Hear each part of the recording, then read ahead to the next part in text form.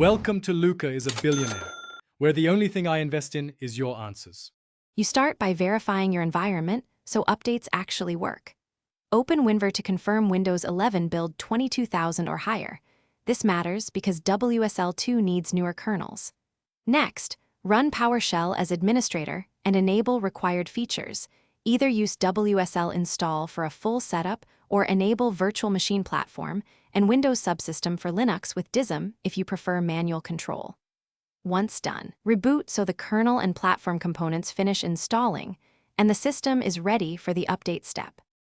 Once your system is back up, update the WSL runtime first.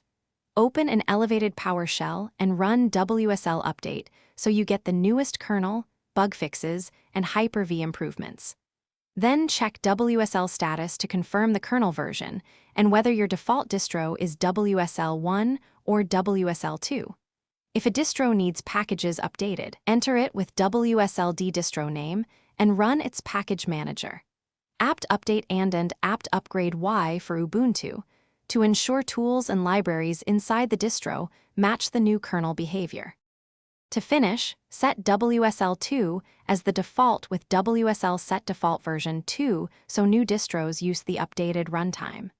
Convert any existing distro using WSL set version distro name 2. This migrates file systems and improves compatibility. Make sure you reboot if the system prompts you again. If something goes wrong, the key troubleshooting tip is to check WSL status and confirm Virtual Machine Platform and Hyper-V are enabled, then reboot and rerun WSL update. That usually resolves lingering version or kernel mismatches. Thanks for watching and please subscribe. It's the best investment you'll ever make.